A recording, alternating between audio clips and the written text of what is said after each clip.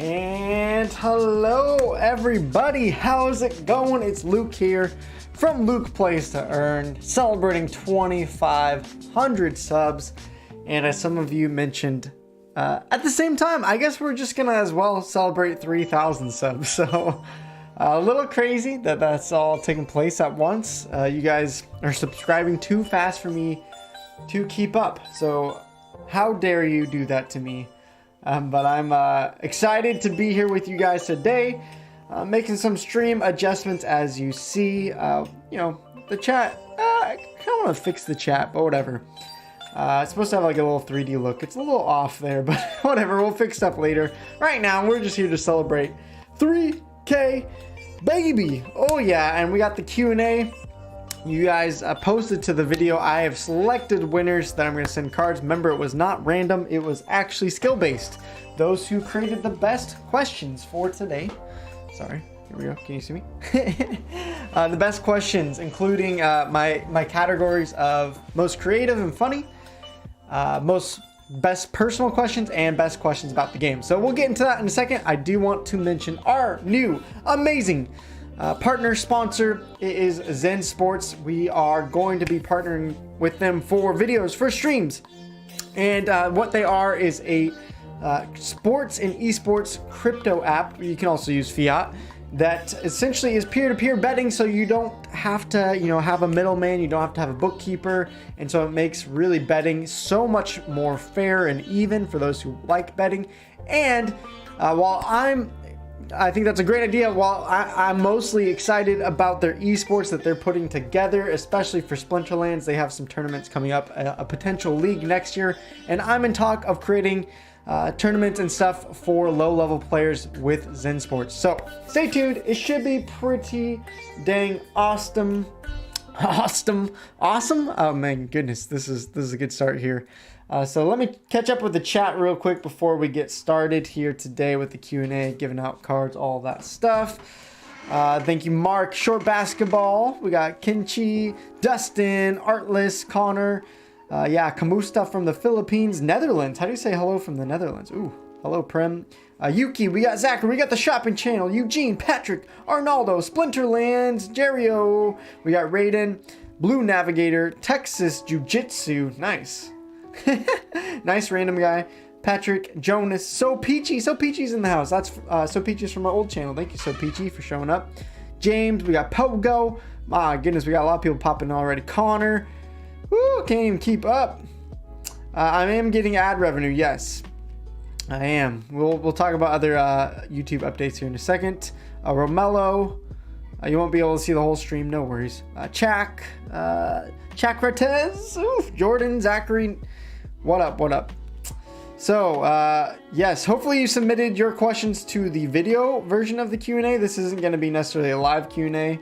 Well, it's live, but I'm going to be answering questions from the video here. So hopefully you guys got your questions in there while you had the time. Go Seahawks. Yeah, I wish they were doing better this year. You and Dwayne stream. Is Dwayne live right now? Oh man, I didn't know we were streaming at the same time. Or is he just streaming later tonight? I wanna see Dwayne. Dwayne's awesome. If you guys aren't supporting Dwayne, what are you doing with your life? You know? So how you guys doing? We'll get into the questions. I'm gonna, open up my account, make sure we're ready to give away some cards and prizes here. Also, just hit silver 2. I already am renting enough power to almost get into gold. So just decided that I'm putting in giant bids of 50,000 plus power so I can get better deals and just work my way to gold. So that'll be interesting. Maybe I'll do a gold stream here soon in a couple days. That'll be cool, right? All right, Dwayne's stream is later. Well, that's good. You're from Washington. I have to support the Hawks. I do too. It's not a good year for the Hawks, but we still support them as much as we can. All right, you guys ready? Are you guys just ready for the Q&A section? We can open up the questions, get the ball rolling, have some fun, and give away some cards. Is that what you guys want? Because I like giving away cards. But if you guys don't want cards, I don't have to give them away. I could just keep them, right?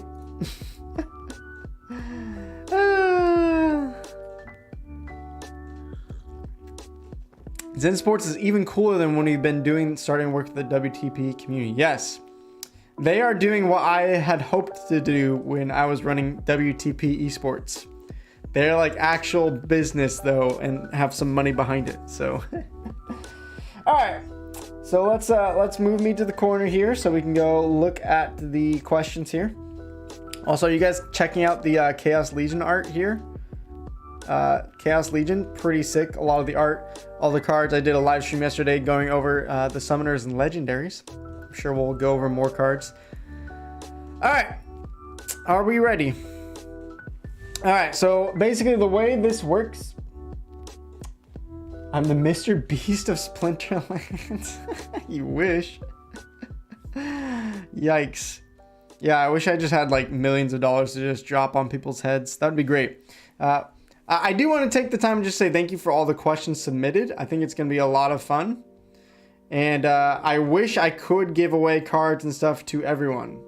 Unfortunately, I'm not a whale. I'm not a big time player. So I don't have as much to give away as I wish. But I'm going to go through all the questions in this. If you see your name highlighted, that means I've chosen your questions as a winner. Again, I wish I could just give it away to everyone, but I think I'm giving away more than I even thought I was going to. What am I at? You guys, I am going to reward 36 questions with prizes, but there was more than that. There was probably over 100. So I'll answer them all and I'll give prizes to the highlighted ones. So here we go. Are you guys ready? So this is from Mark Zuck. Let's see, some encouragement here. I don't see any question. Is it just because I'm zoomed in? I thought he had a question. Oh, there we go. Dang it. So if I zoom in too much. Oh, God's Unchained. No, hello. Okay, so I can't zoom in this much. I want to make sure you guys can like kind of read the chat if possible, but I don't want to cut off the questions. Okay. Hopefully you guys can see that. If not, I'll at least be reading it. So whatever. All right, Mark Zuck says, I do wonder though what it makes you so motivated to play and make content around Splinterlands now versus other alternatives, especially now that you have a handful of subs and you've been doing it for a while. Well, Mark, thank you for the question. One of the things that makes me motivated to do content for Splinterlands is I honestly think it's one of the better games out there, at least in the sense of completeness for an NFT play to earn game. There's other games that maybe the gameplay I enjoy a little bit more, like card battling isn't probably my top preferred game. I like it, but you know, something like Lost Relics, which is like a dungeon crawler, it's more like my style of like action. But that game, as far as the play to earn mechanics, was quite depressing to me because I was getting none. So Splinterlands, I think, has the good gameplay, maybe not the best, but good gameplay. It has a great market, a marketplace already up and running, and they have a great team behind it. So there's lots of things about Splinterlands that I think make it the best play to earn game right now. I do want to start doing other content around other games, but I still am gonna stick mainly to Splinterlands, and I think it's what I really want to invest in right now. We'll see what else comes out that I might be interested in, but that's definitely why I'm doing mostly content around Splinterlands. I just honestly think it is the best game right now. Smash that like button. Thank you guys. Thank you guys. Crypto Crazy, what up? What up? How are you? All right, we got a question from Lexus. Who is Luke Play to Earn behind the camera, and what do you do for a living? Well, currently, I am a youth pastor at my church, and I've been working at my church about a year after I graduated high school. So 2013, I've been working there for about 8.5 years.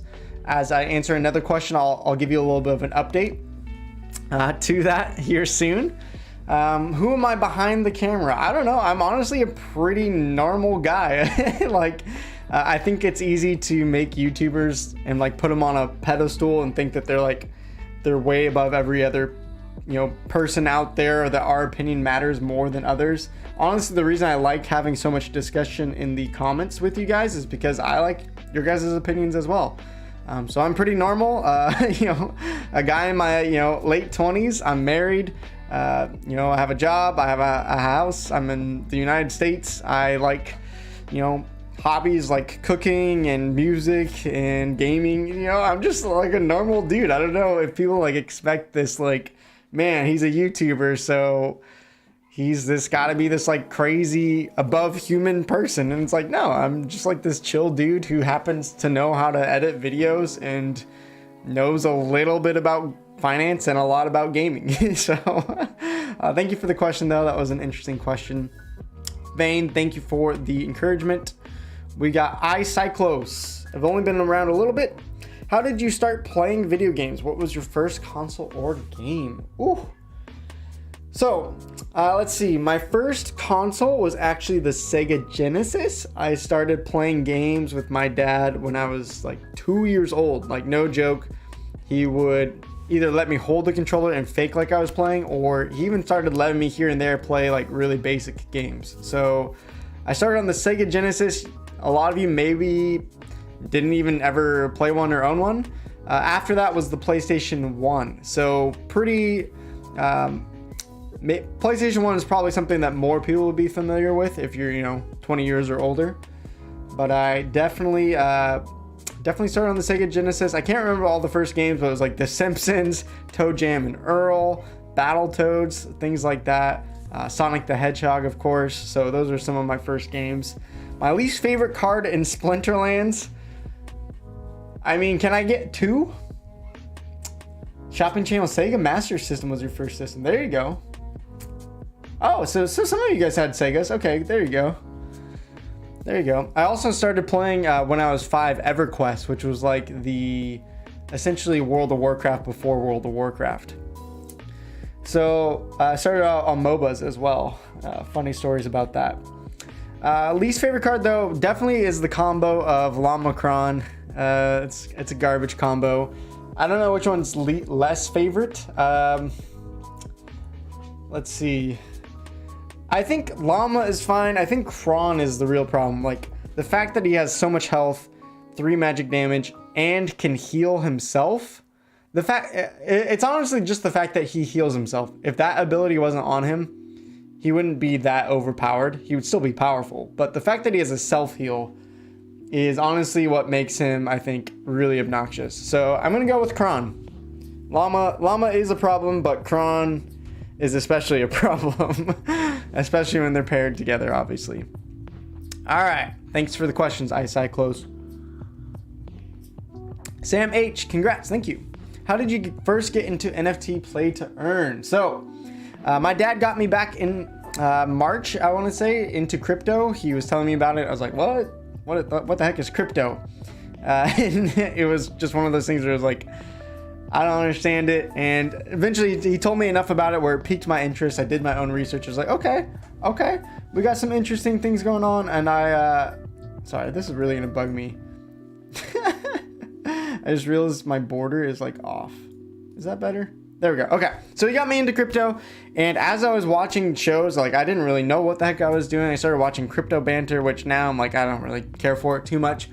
But one of the shows they had, it was talking about different aspects of crypto, and one of them was play to earn gaming and NFT gaming, and they didn't really know much about it, but they listed like the top 5 in their mind, and one of them was Alien Worlds. And if you don't know Alien Worlds, it's pretty boring. Like, you literally just like buy tools and you click mine. It's not, I wouldn't even call it a game. Maybe they've made updates to it. I don't know. I haven't played it in a while. So it was literally just a clicker. Then from there, I got into other wax blockchain games like Cola Blocks. What were some other ones? Our Planet. That one tanked as I got into it. And then eventually I found Splinterlands back in August when CryptoStash did a video on their top 5 mobile games. And even when I saw Splinterlands, I was like, I don't know if I want to do an auto card battle. That kind of seems lame. And I just decided, well, this is like a game that I can play on my phone, so I can do it from anywhere. So let's try it. And actually, kind of fell in love with it. So that's the story of that. Do I prefer to rent for the highest league you can get into with your rating at the time, or league below so your max DEC? I mean, I just use my handy dandy Google sheet here. Go to the rental calculator, and from there I figure out what's going to be the best league to sit in based on DEC numbers and based on my daily quest chest. So really, it just depends on my calculations. And right now, my strategy is just rent up more power than I need because it's so cheap. Like, I'm putting in bids on peak monsters just under 500 CP per DEC, and I'm asking for over 50,000 power. And so I'm getting cards. I don't know if you guys saw this on my alt account. I literally found a golden kitty legendary for 100 DEC a day. So finger crossed that doesn't get canceled. I've had it for like 4 days now. This account, it gave me a like 100 and something DEC for the card I hate the most, but you know, it has 69,000 power. So I can't believe I'm using this Furious Chicken. I almost want to cancel it, but it's such a good deal that I don't want to cancel it. So right now I'm just powering up for the hopes that I get into Silver 1 and Gold 3 soon. I'm probably going to get into Gold on my main. Maybe I'll hang out in Silver 1 on my alt account, just because my main account has a little bit better cards. Although if my alt account has the Golden Kitty and I can keep it, then I might actually push for Gold there. So that's what I'm doing right now. If you were stuck on a desert island and only had a Splinter team with you, which characters would you want with you and why? Sam, that is a great question. I realize my highlights aren't showing up. So some of you actually may have... Whatever. Okay, I have a list. I'll start sending cards here in a second. Okay, if I was stuck on a desert island and only had a Splinter team with you, which characters would you want? Definitely. This seems almost obvious. Maybe the chat will get it. What do you guys think? What Splinter team characters would I want if I was stuck on an island? I feel like this one's obvious. What do you guys think, though? I think it's a fun, creative question, but what do you guys think my answer is gonna be? We'll see if anyone gets it.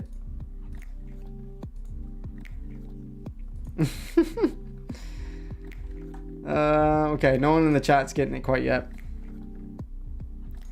All right, well, I'm just gonna reveal my answer. You guys, the most expensive card. No, if I was stuck on a desert island, then of course I want the water Splinter team with me, because they're gonna be able to fish for me. Maybe I can just, like, you know, let one of them swim me out to be saved. Like, come on, right? Like, you want all the water characters with you so that you can survive on an island. I feel like that one is obvious. Maybe I'm wrong here. But thank you, Sam, for the questions. Let's see. Did I miss anyone that I was supposed to give cards to? Okay. So here we go. I missed... Okay, no, that one skipped ahead. Okay. So we're going to go back. I think for some reason the highlighter didn't stick around. So I am giving a card to Jamie. Wait. No, that's too far ahead as well. Okay. This got out of order. So I guess when I refreshed the page, it screwed it up. That's okay. Sam H., you are our first winner today. Thank you for our questions. And I just randomly picked cards in my playlist to give you guys. I'm giving away 3 grand prizes, including Chaos Legion pack, 1,000 DEC in an hour Discord call with me again. But Sam, congrats on the questions. I really enjoyed yours. You are getting a nightmare. Ooh. Hopefully this works. Sweet. First card given. There you go. Just kill chicken and eat it. Exactly. All right. I need to keep the list in front of me just so I can make sure I see it as we go, because the highlights did not work the way I wanted it to. All right, Sigmund. Is it a goal of yours to be a content creator and an NFT gamer full time? So, great question, and this brings me to my announcement that actually I do plan on going full-time in January, and it's not necessarily because I think I'm going to be making a ton of money, but there's a couple of reasons. One is I'm just transitioning out of my job as a youth pastor, not related to content creation. That was just a choice of mine and my wife, and I'll talk more about that later. And with that, my wife already has a full-time job, so she's making a decent amount. So right now, the plan is for January and February, I'm going to try this full-time. and we'll see how far it takes me. Honestly, I don't know. So we'll see. With ad revenue, I'm gonna open up YouTube like memberships or maybe Patreon. We got the partnership with ZenSports, which is exciting. That's gonna be a huge boost. So I hope you guys actually support ZenSports, because that's a way you guys can show love to me as well and support me in this adventure. But honestly, my goal is, at minimum, if possible, I want to get up somewhere around making $2,000 a month. I think that will be kind of the mark I'm looking at for my family, and being able to provide at least something. That's definitely less than I was making in my current job. So yeah, we'll see how I feel about that. That's what I'm aiming for, between ad revenue, Patreon donations, all that stuff, you know, ZenSports partnership. If I can make $2K a month, then I'll continue to do it full time. If I make less, maybe I'll take a part-time job and do this. We'll see. I don't know. It's so up in the air, but I think it's worth a shot. So that's why I'm excited to announce, because come January, we're going to be able to do a lot more content, meaning more live streams, more Splinterlands videos, more climbing up into gold, maybe diamond, trying to do guides for that. New player guides. I told you guys I want to do a journey series of starting with an $11 account and see how long it takes to get $1,000. And you know, things like that. And then as well, on top of that, that's where I want to start playing other NFT games, play to earn games, checking those out, and giving you guys some new games to try out as well. But Splinterland's still going to be the main one. So I'm excited. I hope you guys are excited, because we're going to try it out and see how it goes. And if it goes well, then we can keep going. I don't know. So yes, you know, hey, Jack the Nugget is here. Thank you. Nugget is from my old channel as well. How you doing, Nugget? So yeah, it's gonna be a crazy ride. I think depending on, you know, how it goes, it will be, you know, a factor of the more decent chunk of money I can make a month, the more that will continue to incentivize me to do it full time, to continue to do more streams and videos. So I'm excited, and we'll see if they can actually pull it off long term. If not, you know, whatever, it's okay. I'm doing very good. I'm doing good, Nugget. How are you? Well, I'm doing good and bad sometimes, so we'll see. But yeah, thank you guys for your support and making this possible to try out full time and see what happens. All right, so with Chaos Legion releasing soon, cards being revealed, how would you plan to create a deck for the modern format? Well, what I'm going to be doing is renting out cards, seeing which ones I like the most, and going out for those. So I'm probably going to make a video about this, but you're going to look for meta cards that everyone seems to kind of need to win. Like, you know, you think about how Oceanus and Wavesmith really changed the meta for the current format. You need those cards to really, you know, have a decent shot at winning. But then you also think about counter meta cards. Okay, you know, people started playing Oceanus and Wavesmith so much that all of a sudden all these other cards that, you know, had Magic Reflect or Void started popping up in more value as well. So you want to think about what's the most popular, what's meta, and then what would counter that meta is how I'm looking at it. And while packs are going to be open in December 8th, and we're going to play with it more, I'm not going to be probably buying up most of my cards then. I'm going to be waiting more towards when the general sale happens and the flood of supply comes on the market. I think we'll maybe find some cheaper prices in, and then that's probably when I'll start really focusing on building my deck. So we'll see. Thanks, Nugget. No worries. When did I start Splinterlands? Back August. And then, are there any other games in Splinterlands really worth your time in content creation? We'll see. I'm excited still about Gods Unchained now that they've opened back up the Forge. I'm excited about Skyweaver. A lot of the games that I was excited about, like Lost Relics, are having problems because of Ethereum prices and gas fees. So I'm not sure if I'll jump back into that. Blanco's Block Party, I'd like to jump back into that. And then I'd really like to start looking at newer games like Fate and Arena and stuff like that, trying them out. So we'll see which ones are worth it. So that does remind me, there is a collab stream I'm going to be a part of with YGG Guild. Let me see if I can pull up the announcement. I hope you guys come. It's going to be on Saturday, not on this channel, but on Game Hunters. So Game Hunters is a pretty cool channel where that's really their goal at YGG, is to look at new play to earn and NFT games. So they're doing that kind of as a collab within YGG, some of the community leaders. But Saturday, yeah, I'm going to be out there with Game Hunters doing some fun streaming. They'll have me in there, and they will be giving away some prizes to the top winners of, I think, who do they battle against? I can't remember who they battle against. But if you win enough battles, you'll win some cards there as well. So I hope you guys come on Saturday. Let me link the Twitch and the YouTube for you guys, just in case anyone wants to come out on Saturday. I think it should be fun.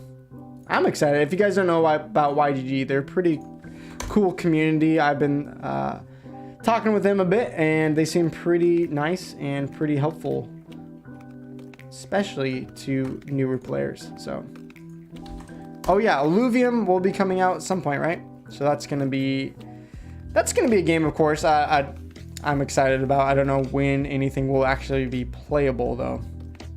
All right, so Sigmund, thank you for your questions. Appreciate that. Matt, let's see. What do you think about deck tracker for Splinter? Similar to how there is for Hearthstone. Yeah, they have that for Gods Unchained, stuff like that. I think someone already had built that. I remember seeing a Bulldog video saying if you had subbed to someone's Twitch, they made a tool like that. I think it's helpful. I don't think. Here's the thing. I don't like the fact that for the one that they have now, you have to pay a sub to Twitch for it. I understand it. It's their property. If they want to make money off of that and make that a perk of being a sub, good on them. That probably really helps their business. If that is a tool that's going to be made to the whole public though, that's where I'm more excited about it, because if everyone has the same amount of information, it makes it more fair. If only a certain group has that information, then it kind of skews the strategy towards them a little bit more. So I think it's fine. You know, it's not like I'm not really for bots, but this isn't really bots. This is just saying like, hey, everyone would have the know-how of like what decks are doing the best, what kind of, you know, comps are winning best for poison, for flying, for stuff like that. So I think it would really help new players learn a bit quicker, and you still have to have the knowledge of when to use what and why. You know, Splinterlands matches change every, you know, the rule sets change every match. So it's not like you can just be like, okay, here's the best win percentage. I'm gonna do this every single time. It's not like that would be something that would break the game. All right, let's go. Let's see, who's the next winner? Okay, we'll keep it going. We'll keep it going. I wish my highlights had worked so that I could actually see who won a card. I wonder if it's just because I'm zoomed in. Do the highlights come back now? Nope. That's so weird. They were like, I didn't even close out of the webpage. I had them on there before. Whatever. I'll just have to make sure that I don't miss people's giveaways. That would be sad. All right, Insane Kobe.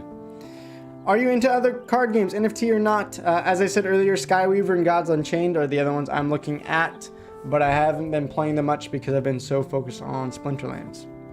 Where do you see Splinterlands' long-term future? Other blockchains like Solana, Poly, real world cards. I don't really see real world cards coming. I mean, they've talked about doing things like books and comic books, stuff like that. But I don't think there's a point really to make real world cards when the point is to, you know, expand on the blockchain NFT gaming space. So I don't know, they could. Long-term future, they've really talked about, you know, expanding things like land. They've talked about expanding things like, you know, guild battles and tournaments and stuff like that. So with land coming out, there'll be, you know, kind of the 2.0 game where, you know, you lay out your team and then you can cast spells and items on that. So it's going to make the game even more strategy heavy, which I like. And then I'm expecting Splinterlands to come out with other games in the future, you know, whether that's an RPG or a MOBA or MMO, who knows what they'll come out with. But I think the card game will continue to expand to a point, and then they'll probably introduce another game that people will be even more excited about, is my prediction. We'll see if that happens. I don't know.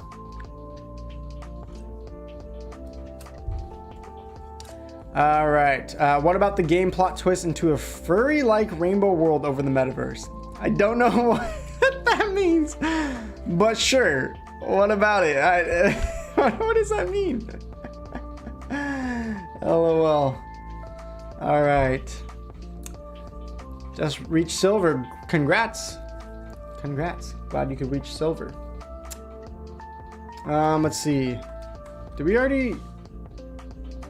All right. I'm trying to figure out where we are in the questions. All right, here we go. We might have to speed up a little bit here.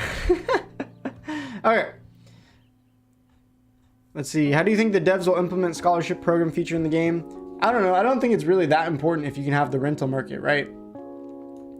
Like, Axie needs it because to get into the game is thousands of dollars. Where Splinterlands, you can get $11, start renting some cards, and start earning. So, I don't know. Is the scholarship that important? I don't know. I haven't really talked to people that have been that interested, but maybe if you are, let me know, because I'm curious why you'd be more interested in this scholarship program than just like renting yourself.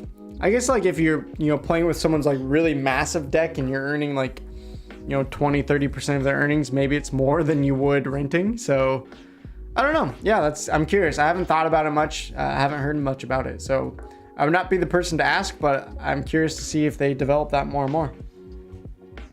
All right, Arnaldo, congrats. Thank you. For my question, how does a day in your life look like? I talked about that a little bit earlier, but essentially a lot of it is right now obviously going to change come January because I'm not going to be working. I'm going to be doing this full time.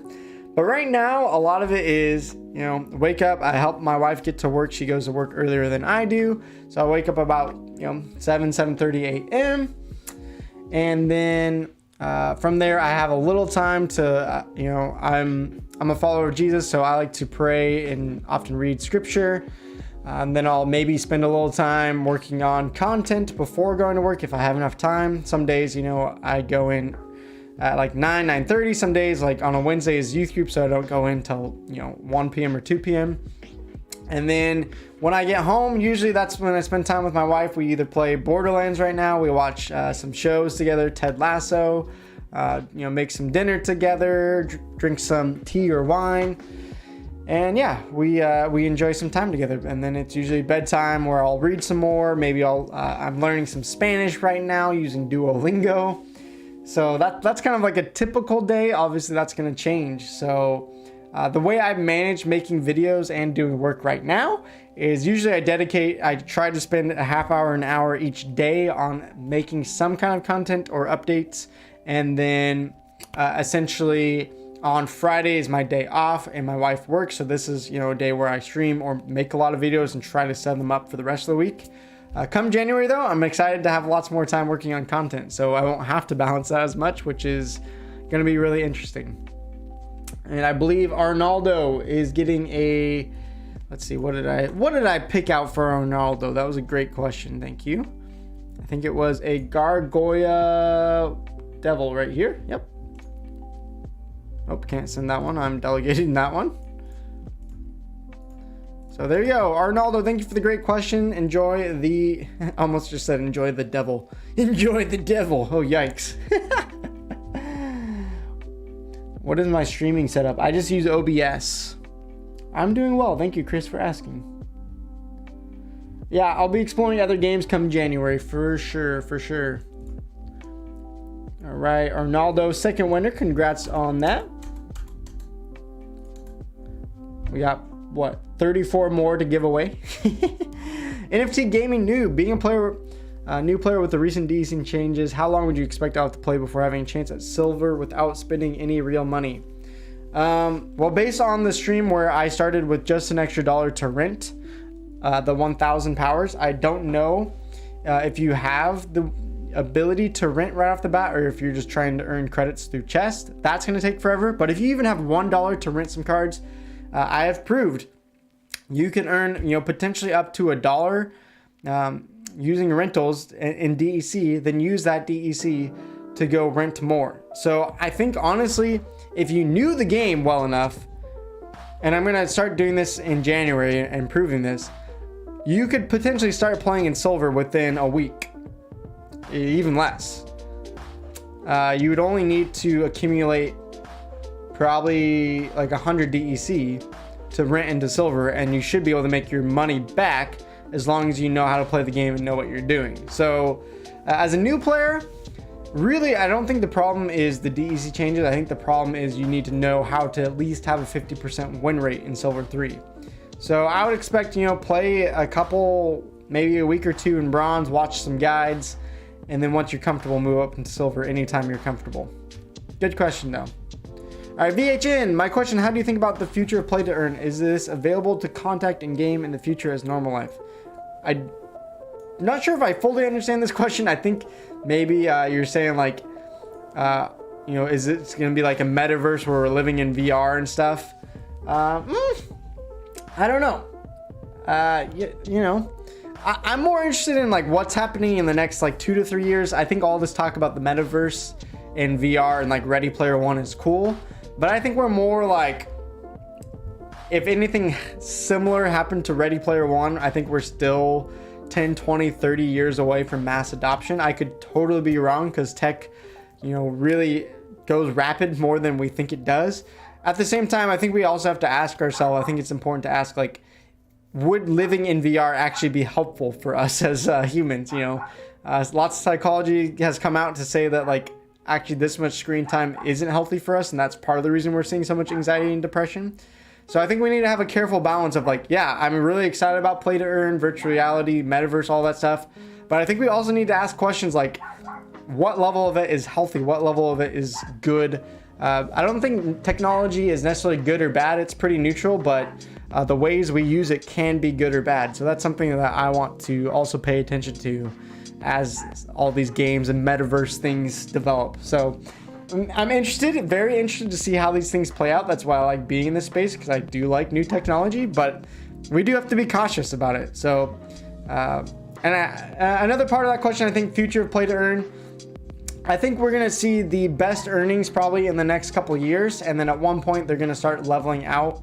Not everyone's going to be earning thousands and thousands of dollars in Play to Earn. I think what will be more realistic in the future is, you invest into a game a little bit and you grind it out for a couple of years and maybe you walk away with, $1,000 or $2,000. I don't think, everyone's going to be a millionaire from Play to Earn games, because I just don't think it's going to have the economy eventually to support that for this many games and this many people playing. So we'll see. I could be wrong.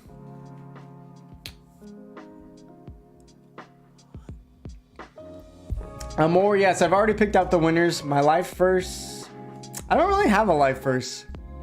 I don't know. I have to think about that. I like mini verses. I don't know if I have a life one necessarily. Maybe Joshua, where it's like, be strong and courageous. Know that I'm with you. All that stuff, because I struggle with confidence and trusting God sometimes. So that's one that's really stuck around for me. VHN, thank you for the question. Rochi, I don't know if you've ever talked to this in streams, but I want to ask, what other hobbies do you have aside from Splinterlands? I like cooking, I like music, I play guitar, bass, a little bit of keys, play other video games, although right now with content creation and work, I haven't played as many other video games. I like hiking, backpacking, things like that.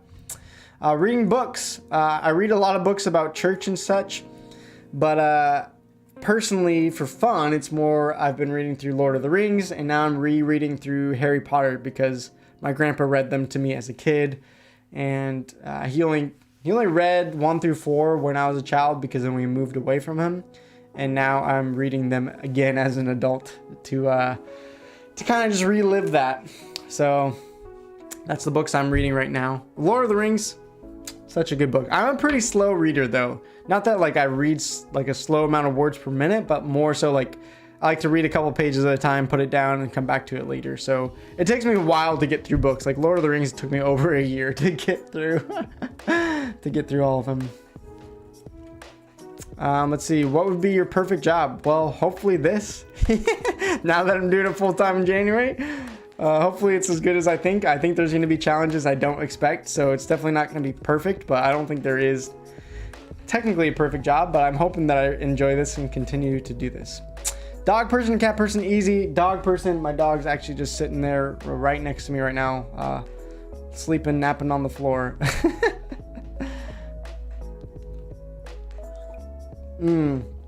Favorite Harry Potter book? Prisoner of Azkaban is pretty good. I've only finished 4. I'm reading 5 right now. I like Goblet of Fire so far. That's always been one that's really fun.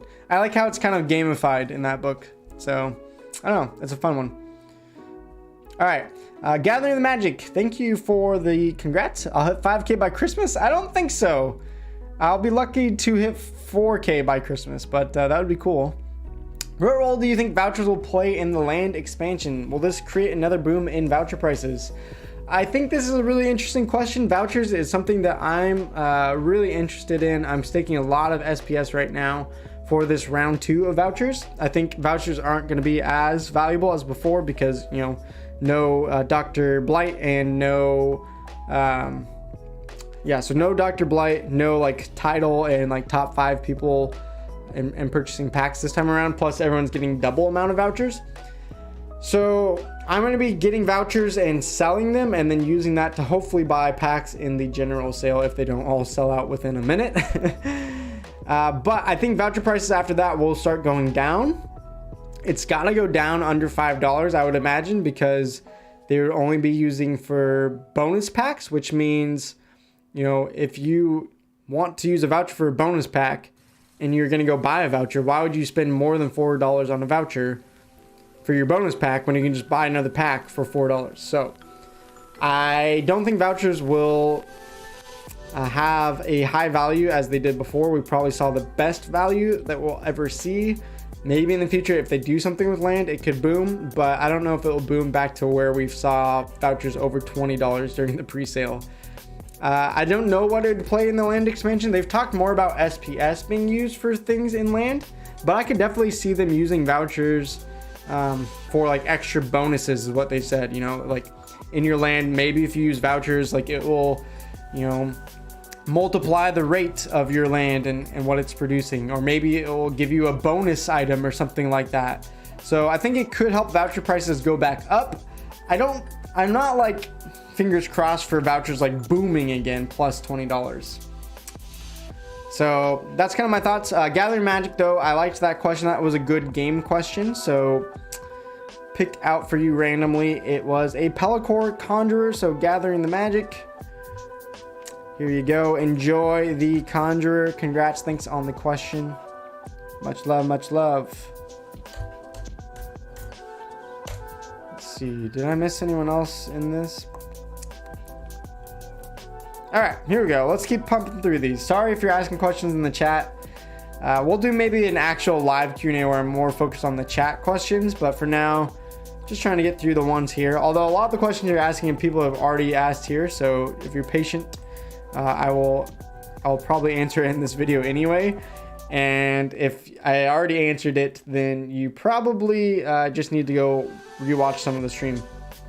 All right, I'm fairly new to the game, and I'm wondering if different characteristics of cards are weak to others. Fire against water type, typical gacha games. I would not necessarily say that's the case. I would say more so it's like you have to counter what you think your opponent's going to play, and there might be multiple decks that actually counter that. So for instance, let's take water. Magic damage is really, you know, powerful in bronze and silver right now with Oceanus and Wavesmith. So that's pretty powerful. So rather than saying that, oh, well, you know, what's going to counter water? You know, is it the earth deck because water grows trees, stuff like that? That's not the way it really works. More so, I would say water type, you know, you could use water deck to counter water with Bortus and -1 damage. You can use, you know, Ouster in the death deck and have magic reflect. You can use the life deck or the earth deck, and there's cards there that will lower the team's magic damage or that has void on tank. So it's an interesting question, but I wouldn't say it really works like that. Even though in the tutorial they kind of hint at that by saying, you know, speed counters the death deck. It's like, oh, I mean, yeah, maybe at bronze level, but not really at the higher levels. All right, Michael May, how much time do you put into Splinterlands? Not only gameplay, but creating videos, research, preparations of kind, and how does this work with your real-time work life? Similar question to someone else, so I'll keep this one brief. Playing the game, I'm really just playing 2 accounts right now, which probably take around an hour each, maybe a little bit less than that. So probably, an hour and a half to 2 hours of playing, but that's, that's not just like sitting down and playing this on like my desktop. Like a lot of it is, I'll be watching a movie with my wife, and maybe it's one that I'm not super interested in. So I'm like there watching, but also playing, or, maybe I have a 10-minute break during work. So I'll play a couple matches. So probably, an hour and a half to 2 hours of gameplay. And then content, as I said earlier, it's mostly like a half hour to an hour a day. And then Fridays and Wednesdays are my bigger, like, hey, let's spend, 4 hours on content creation or streaming. So, great question though. That's the way I kind of balance it right now. Nad also asks, what do you think about splitting ranked modes? Will it be beneficial for Chaos Legion investors, or will it make the prices of other additions higher? Well, that is an interesting question. I like the different ranked modes because I think there is a point where you get too many cards and it's just very difficult. So having a wild format for that purpose, and then having a modern format which really narrows it down so that new players can play without having to have all the older cards, I think is important. I don't know what it's going to do to prices because we don't know how rewarding each of these, each league is going to have its own DEC pools. So you might argue, well, modern will be easier to get into for new players, so you'll earn more there for a cheaper rate because all the older cards, they're more rare, they're harder to buy. So you might argue that it's better to get into Chaos Legion. You could also make the argument, well, all these new players are going to be getting into Chaos Legion, so not many people are taking advantage of the wild format. So actually maybe it is better to invest in cards that could be used for the wild format. The nice thing about investing into Chaos Legion is that you'll be able to use that for the modern format and the wild format. So that's where I think that will be potentially pretty beneficial. I don't know how it's going to affect the card prices. I think everyone's going to be testing out the first couple of weeks when they split the ranked modes, and based on what YouTubers say, based on their own testing, card prices are going to rise and fall based on what people think are earning them the most. That's basically the reason you play, right? Is you get cards that you pick to win and that will give you better earnings. So it's hard to predict the prices of these older cards. Plus, beta and alpha cards will be giving the 10% bonus to your DEC winnings in the wild format. So that's also something to consider. I think as a newer player, most of us just probably need to focus on Chaos Legion because we're not going to have enough money to buy these old cards anyways, and we can rent them if we really need them. So that's kind of my approach, I guess, to this. So yes, Nad, thank you to you for the question. That was a winning question. That was a good question about the game. And for that, you will get a very own Pelcor Mercenary. No, your name isn't Pelcor Mercenary. That was the card I was going to give you. Someone just named their account, please. Pelcor Mercenary. You could have gotten a free card there. Should I buy or rent cards for power? Renting is what I do. If you have a lot of money, you can buy it, but I rent because I do not. That's pretty much how it is. Are the new cards more powerful than the old cards? No, not necessarily. They try to balance them best as they can. They're play testing them right now, so they're nerfing and buffing certain cards. And their goal is to try to make them equal. They talked about that at the town hall today. And essentially what they want to do is if a card is too powerful, they want to create new cards to counter it, is their strategy. So that's kind of how their philosophy works. All right, Metamundo. How much would you say if you invested in the game so far, and what would you say your positive return? It's really hard for me to calculate because a lot of you have gifted me stuff. So it's not really a fair question. That's why I want to do the journey to $1,000 account where I don't take any gifts. It's just purely an alt account. I don't take delegations. And I just try to grind it out, try to take it from $11 to $1,000. I probably invested, my investment strategy for this game has mostly been, think about it like a video game. If I'm going to buy a PlayStation game or a Steam game or a Nintendo Switch game, I'm most likely going to spend 60 bucks on it and I'll never get it back, really. That's the expectation of these old style games. And so what I've just been doing is, hey, instead of spending my 60 bucks on these other video games that I normally buy, I'm just going to put $60 at a time into Splinterlands like I'd be buying a video game. If Splinterlands goes to crap and it becomes worth $0, well, I didn't really lose anything because I was just going to put it into those video games where I'd be making zero anyways. So that's how I think about it. And what I'm I've definitely have a positive return. I just don't know how much of that has been gifted. I would say personally, if I just play by myself and no gifts, maybe I'm up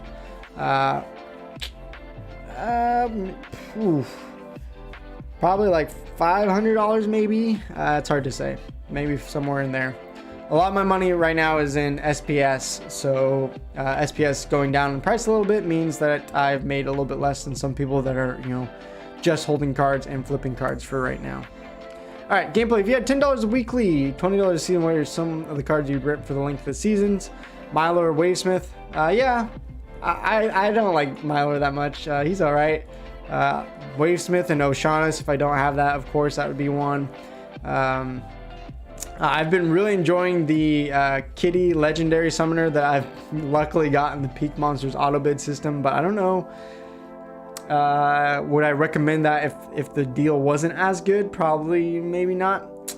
But yeah, I mostly just rent for power and play with the cards I already have.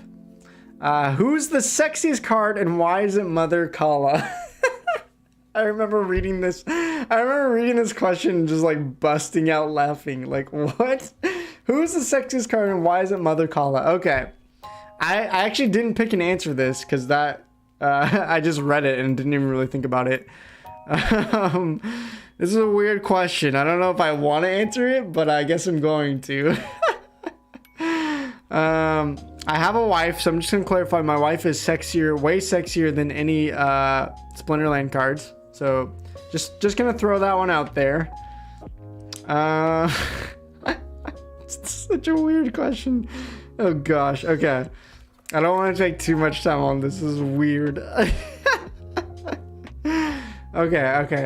Sexiest summoner or monster. That's such a, oh my gosh. Who asks a question like that? And why is it Mother Kala? It is not Mother Kala. Probably some of the new Chaos Legion cards. Their artwork honestly is a little bit better. So I don't know if we're including Chaos Legion, but I'm not gonna for now because that's gonna make my answer even harder. You know, that's an unfair question, man. That's like what? Okay. I think it's gotta be.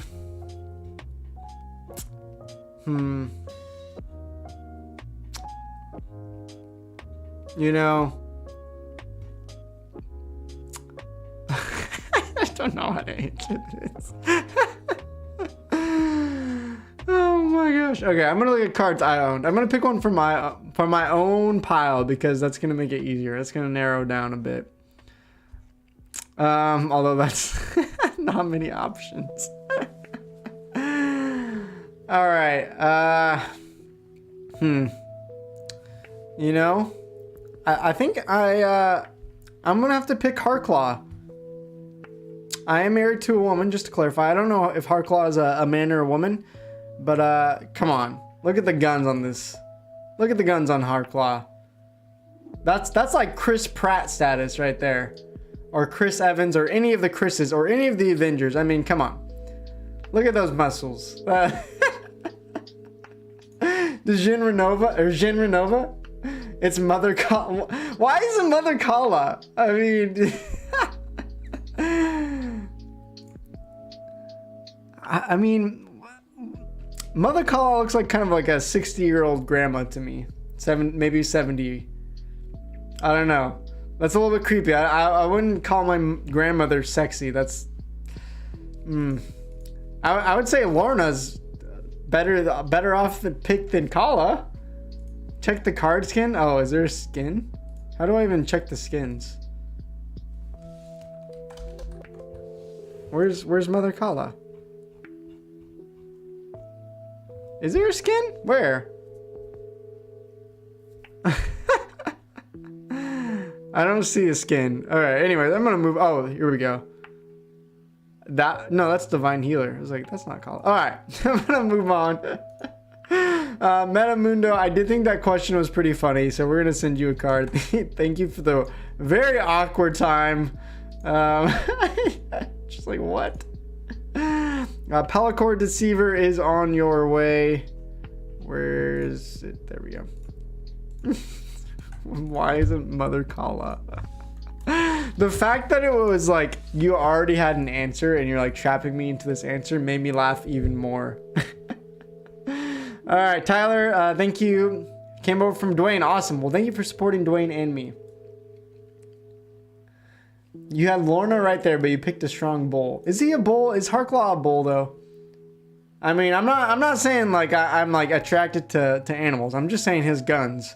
His guns are pretty ginormous. All right. What do I think about the rental system on Peak Monsters? Yeah, I just use auto bids only.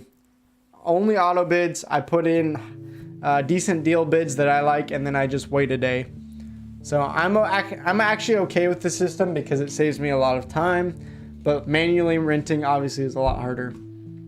All right, JB, what is the best experience happened in your journey playing Splinterlands and after you started your channel? Well, just doing all these giveaways has been super fun for me. So I've enjoyed doing giveaways. I've enjoyed just chatting with you guys. That's been the best part of my channel, is like building relationships with you guys. Even though there's lots of people, it's hard to keep track of all of you. Like, I hope you guys know I actually want to build relationships and not just be like, hey, look at me, look how awesome I am. Like, I just like hanging out with you guys.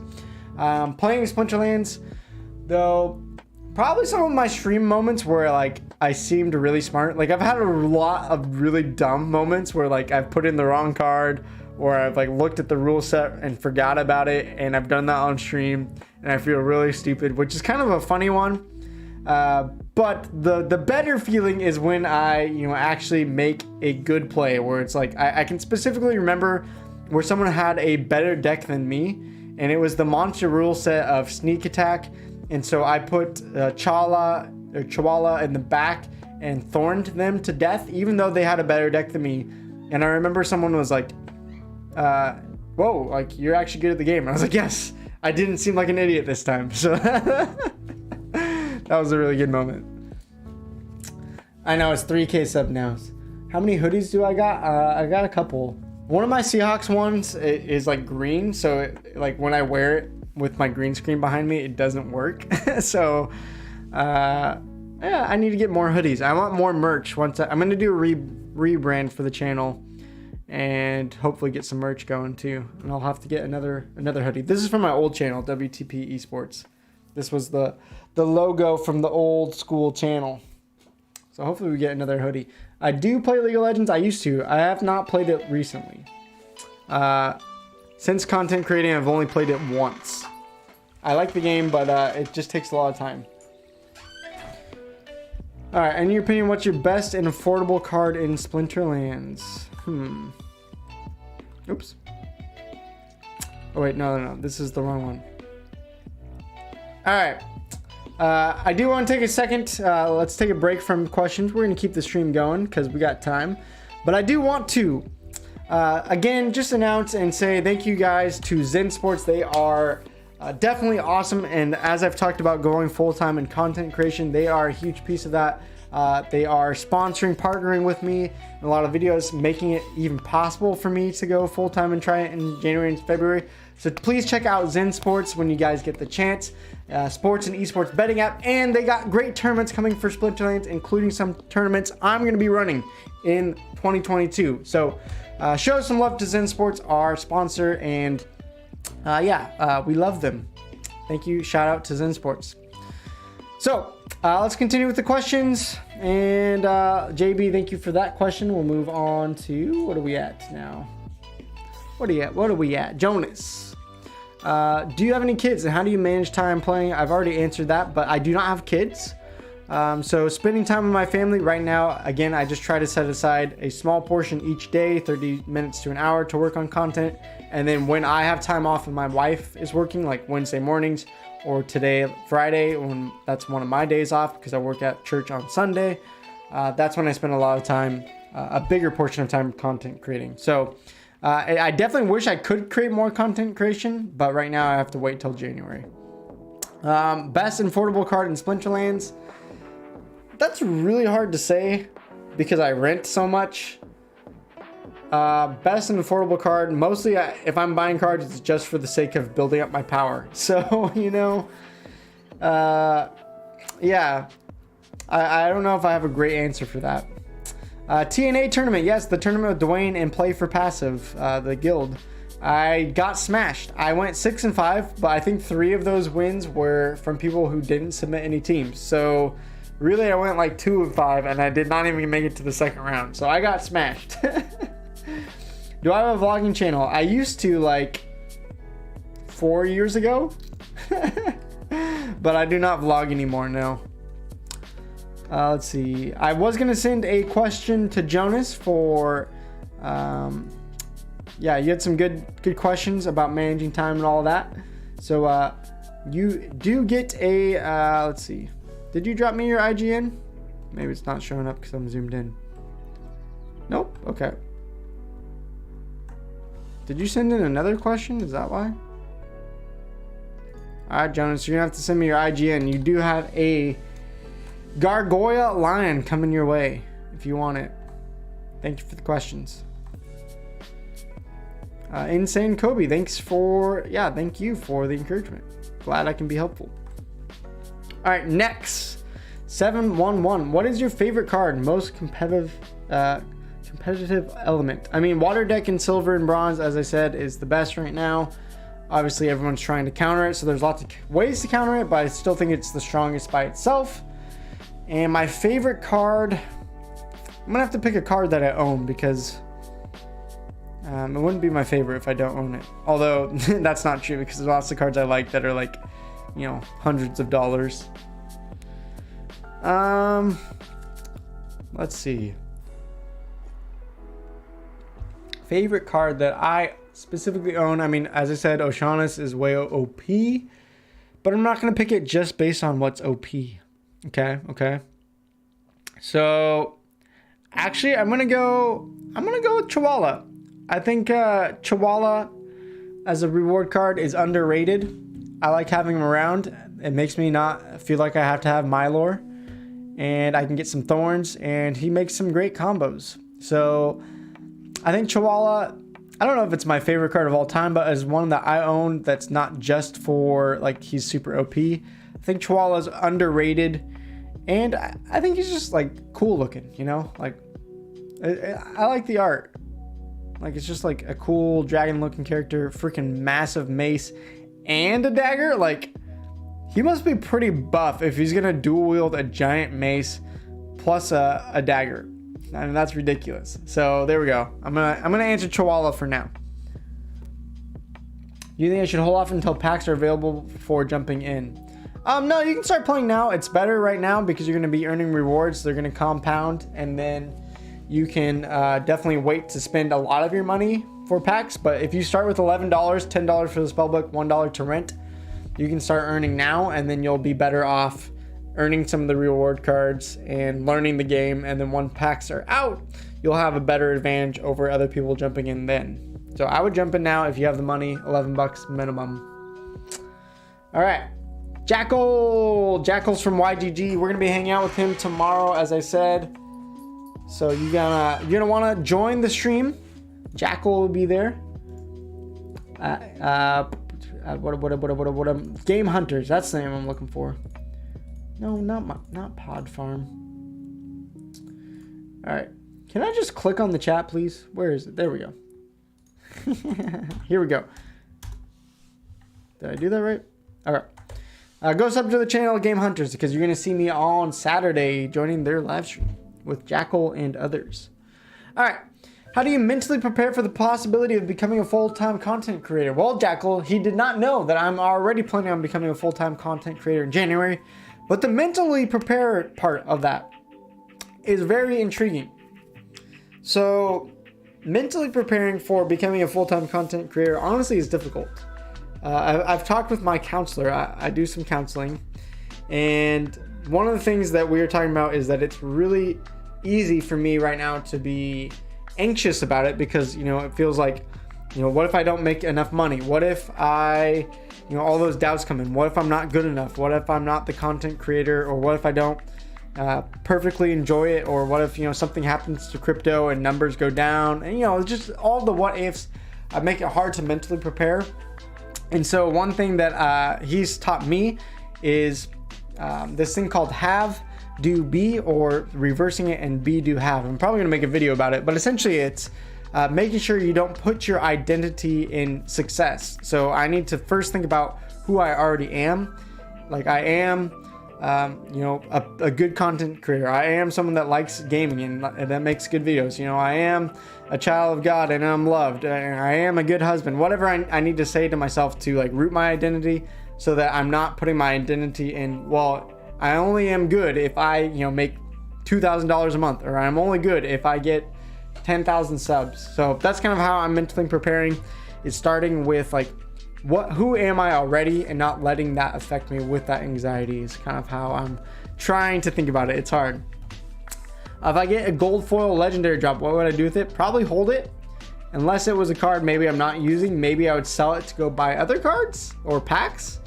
It just depends on which gold foil legendary. Like a gold foil Oceanus? Oof. Like that'd be pretty slick. So, yeah, I don't know. I'd probably hold it. Maybe if it's like a gold Harklaw or a Bilzka, maybe I would sell it to fund other stuff. Can I dress up as Kron for the AMA? I wish. I liked the question. I did not have time to make a whole Kron get up. Maybe one of these days. All right. Jackal Bandit, for your great question of mentally preparing, we are giving you a good old another gargoyle line picked out. So here we go. Enjoy, Jackal, and we'll see you tomorrow on your guys' stream, Game Hunters. You guys should check out YGG. It's gonna be a blast. Join their Discord. They have a good Discord community going.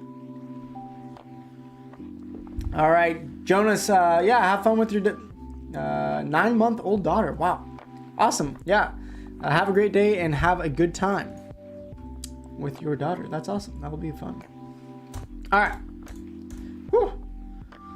Man, you guys have so many good questions. It might be hard to get through all of them today. All right.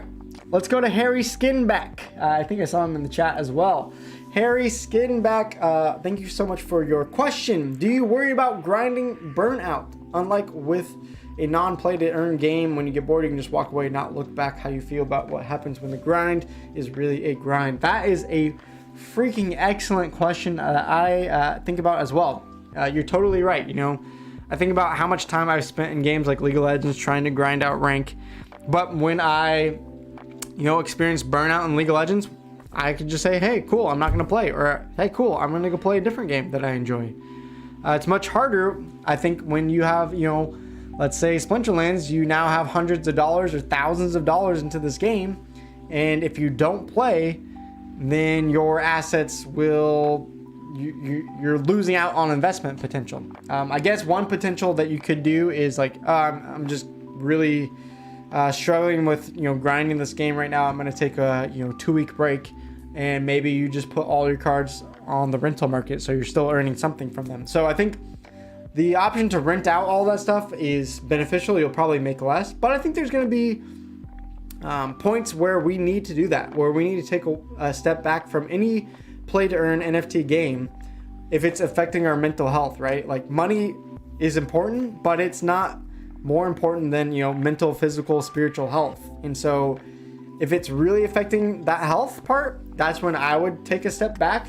But I do think that it's going to be a lot more difficult. I think you're right, Harry, that, man, like, to walk away from a game where you're like, man, if I play the game, I know I'm going to be earning, $10 a day plus, maybe a chance. The part that I've struggled with is even just stepping away from the game for a day and be like, well, all my rentals, I'm wasting that rental money. So I got to play the game so I can get my energy capture rate and get it down so I'm not wasting time. Or I think about, if I miss my daily quest, then there's, two or three chests in silver that I'm missing out on. What if this is the time that it's a freaking gold foil legendary and I just missed my opportunity on $600? Like those crazy thoughts happen to me. Even though more likely in my chest, it's probably worth like 10 cents and it's like fine to miss for a day. So I do think that's going to be a problem. I do want to cover more eventually about mental health and play to earn games, because I think it's going to be a difficult thing. So Harry, I love that question. It's something I want to cover more. I think it's an important thing that we all need to consider and talk about when we're doing these play to earn games. So Harry, that was an excellent question. I'm going to need your IGN. I think you're in the chat anyways. What's your IGN? I'll wait for it in the chat, because Harry, that was actually my favorite. That was my favorite question about the gaming category. So we're going to give you a nice hefty grand prize, because you know, my prizes aren't that grand, but for you, my friend, let's see, not transfer out, I gotta send it. No, wait, no, it is transfer out to player. Harry Skin back, the proud winner of an excellent freaking question. Enjoy your 1000 DEC, my friend. Appreciate it. That's something I want to cover more and more. And I thought that was just such a thoughtful question, like such an important question that we all need to consider is how are we going to handle burnout when we have so much money invested in these games. So Harry, congrats on the 1000 DEC. Hope you enjoy it. Go buy something fun or hold it for some airdrop points, I guess. I don't know. Let's see. Deserves more than 2.5k subs. Well, thank you, Jeremiah. No question there, but I appreciate the encouragement. All right, how do you determine what would make good card investment to buy? Do you base it on how useful it is or which pack series? There are bonuses using alpha cards, for example, and it seems they want to continue the trend of making old cards somehow give more value. That is true. It really is. It is really such a hard thing, Mark, to really navigate. And really, you've laid out already in your question very good thesis. You could have the thesis of, well, I'm going to buy cards that are good for the game because they have utility, and they're probably going to go up in value because there's going to be more demand because it's such a powerful card. So that's one way to think about it. Another way to think about it is, okay, now that we've recognized what card is powerful, like when O'Shaughnessy and Wavesmith came out, what card is good at countering that? Like Torhilo probably went up in price a bunch. I don't own one, but I'm assuming that one went up in price. Oster probably went up in price. What is it? Mushroom Sporcer or whatever the Earth one is of the -1 Magic. Those counter cards probably went up in value. So I would be looking at cards for what is going to be meta, what is going to be counter meta, and then older cards are important, but at the same time, they're only going to have value in the wild format. So I'm a little hesitant to be stacking up on too many old cards because we don't know how valuable is the wild format versus the modern format. Which one's going to be more important? Is it important to be in both heavily, or is it better to focus all in on one? The way I'm going to be doing it is looking more towards the meta and counter meta of the modern league. And then if I want to continue to play in the wild league because it is valuable, I'm probably going to be renting those cards more so than anything. So that's my question, or that's the way I'm looking at it. And I would say, alpha and beta cards, they are good, but they are more expensive, and I don't know how much more expensive they will be. There is the utility in land clockwork. Yeah, that's true. So that also is important. But we just don't know. There's so many question marks. So for the present, the near future, I guess, I'm more looking at Chaos Legion cards, which ones are going to pump over the next 6 months and be most important either for the meta or to counter the meta. That's kind of what I'm looking at mostly. And then renting older cards. So that's my strategy, but I don't think there's a best way. As you guys know in my videos, I like explaining all the ways and saying, here's what I'm doing and what do you want to do? All right, Mark, that is a good question though. I enjoyed that one. Once you send me your IGN, Pellicor Conjurer is on your way. All right, P71111, or no, P7711. How do you determine what, wait. Oh, you're right. They are copy pasting car. What? I don't know which one came in first.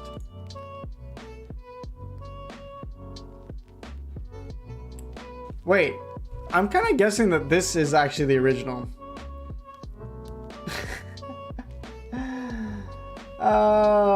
Mark Zuck, can you tell me, you're in the chat, which one is the OG question? Why do we have two of the same questions? Or maybe they just copied and pasted and then they added their own question here? What is going on?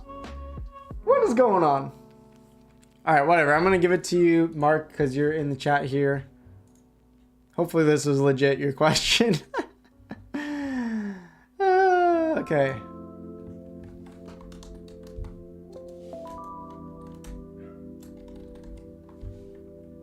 Let's see, Mark. Here you go. Oh boy. What is it? Banano farmer. No, I spelled that wrong. Banano farmer. Enjoy your card there. Any tips regarding Splinterlands? Take a day off of work. Spend 24 hours watching all my videos. If you're new to Splinterlands, I would start with my beginner's guide and start with the Splinterlands 101 playlist. Those will get you some ideas on strategy, and then you can look at renting guides if you're looking to rent rather than buy up a bunch of cards. IDK, thank you though. Yeah, that's weird. What tier am I now? I'm playing at Silver 2, trying to climb into Gold here soon.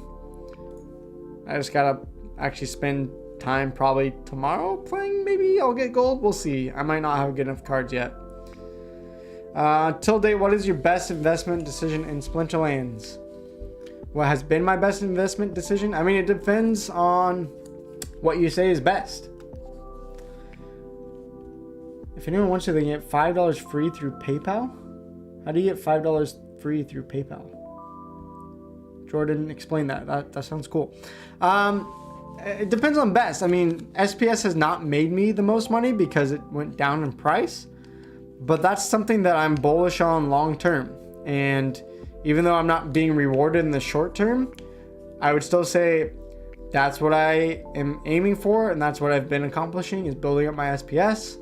Thanks to some generous donations and to the airdrop, I'm up over 1,000 SPS, which was my goal. And so that is my best decision, but you could look at that and be like, well, SPS was at $1, now it's at 40 cents. So how could that be your best investment? And I'd be like, well, cool. I don't care about the short term right now. I'm thinking, 3, 4, 5 years from now. So that's my best investment. You can disagree with me, but personally, that's my opinion. So take it or leave it. All right, Jordan, what is the best way to buy Phase 3 cards? I don't know what you mean by Phase 3 cards. You mean like the packs? Not sure what I would not be spending SPS on packs or cards, especially now that they've removed the discount, DEC, and credits. I don't see there really being a difference. If you're buying a card, just use either. I don't know. Whatever. All right. Doms, would you say Chaos Legion Summoners and Monsters would give us small-time players a bigger chance to grow in the game? I would sure hope so. I think I kind of wish they had more packs that they're selling. I think with the amount of players, I don't know. We'll see if 15 million is enough. We're all a little bit worried that it won't be enough, but I think it's going to give us all a better chance. How big of a chance is the question, right? And then Dom said, what song would Shieldbearer and Magnor sing when they are face to face in the battlefield? Well, of course. Where's... I don't know if I can... I'm not going to be able to get a screenshot. So we got Shieldbearer, right? If I could spell. We got Shieldbearer and then Magnor, because they both have taunt. Is that the idea? So I think the song that they would probably start singing face-to-face battle would be, why does love always gotta be a battlefield? A battlefield, battlefield. Why does love always gotta be a battlefield? Whatever that song is. Is that Jordan Sparks?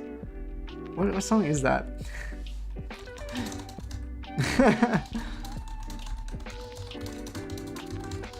I don't even know what the lyrics are. Yeah, it is Jordan Sparks. Ha! There you go.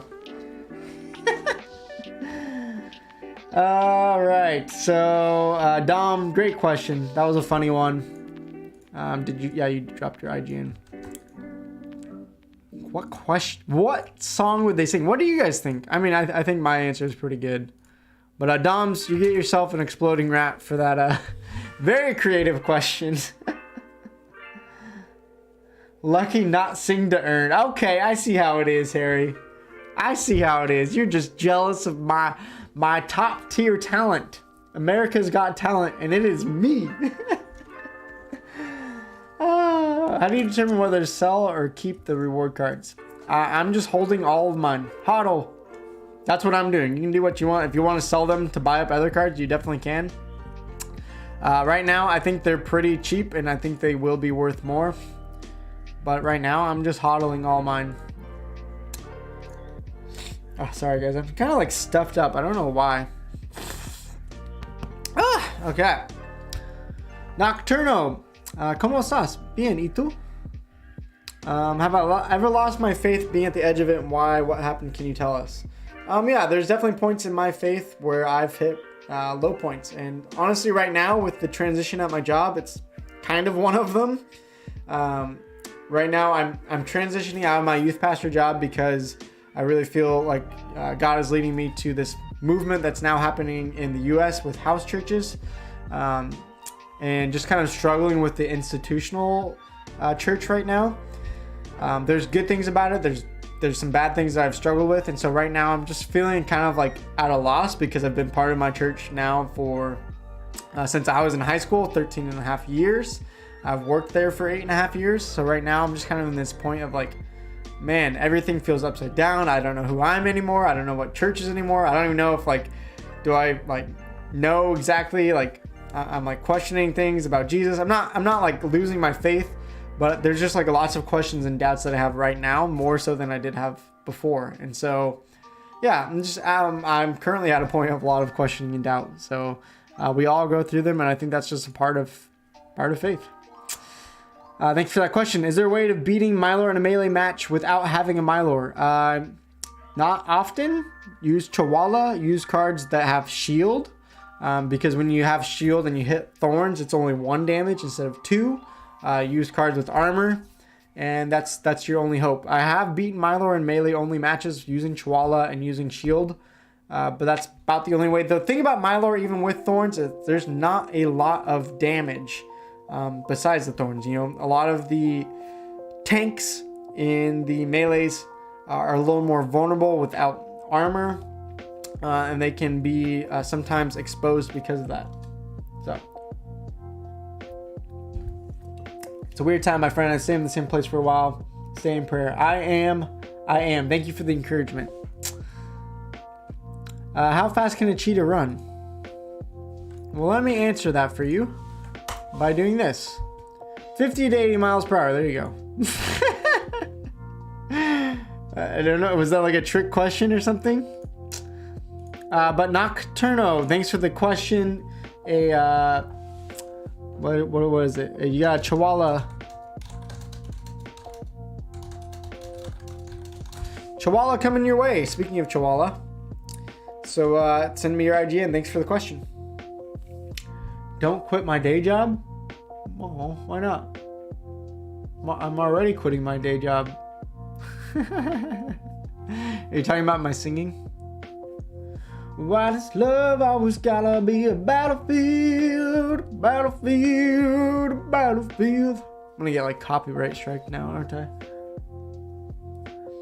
Mylor's gonna be insane next meta with Amplify. Which one's Amplify again? That's the extra armor, right? That's true. because the legendary card has extra armor for the whole team, right? Okay, man, we got a lot of questions. I don't even know if we'll finish this today. Okay. Jamie, did any past or memory or past experience of yours influence you to enter NFT games, especially Splinterlands? I did play card games as a kid, but I had probably not played Magic the Gathering since maybe I was 10. So more so, it was just like the game that I found after, you know, the Wax blockchain, and it was like the first NFT game where I actually enjoyed the game and felt like the earnings were worth it. So yeah, just getting into crypto first, and then getting into Wax blockchain got me into NFT gaming, and then Splinterlands was the best one I found after that. Thinking about Splinterlands as a card game, comparing with others, what would be the main differential of this game? Rules changing, blah, blah, blah. Yeah, so I think the unique thing about Splinterlands that sets it apart from Magic the Gathering, Hearthstone, Gods Unchained, all of that, is one, it's an auto battler with quick matches. So it's nice to be able to play a match, you know, and do, you know, one every 3 minutes or less even. The thing about, you know, like Gods Unchained or Hearthstone is that often for one match you got to sit down for, you know, dedicate a half hour to it, right? So I like the quick pace of the game, and then the fact that the rules change is really, yeah, that is really keeps the game intriguing to me. And I would say once land comes out and they have the weapons and items, I'm excited for that because I think it'll make the game even that much better if they do it right. So there we go. Don't worry about the copyright strike. No, I've literally had YouTube strike one of my in my old video, on my old channel of videos. They had a strike for me just playing my guitar and singing a song. They were able to somehow pick it out. That's crazy. The YouTube bots are too powerful. All right, do you think games with NFTs will be a trend along games, and one day could they go to consoles? They've already come to consoles in the Atari, whatever it is, NFT gaming console. I heard it was a little bit ahead of its time, so it didn't go too well, but it's already possible. It's very limited niche in online gaming. I think it's niche in the sense of like how many single player games will actually last. I feel like the NFT games generally are gonna probably lend itself more towards multiplayer games for them to keep earning. Single player NFTs are, I feel like, more like collectibles. I guess you can earn crypto through single player games, but I don't like that as much as just, you know, it being a multiplayer and you're selling me cards and all that. I don't know. I think it will expand. I don't think it's going to be a trend that dies off. My prediction is that it's going to keep growing. So that's my thought. It's all speculation and all just a guess, though. So thank you for the questions, Jamie. I loved the comparing the game question and past way I've gotten into the game. So well done, Jamie, with your question. What did I pick out for you?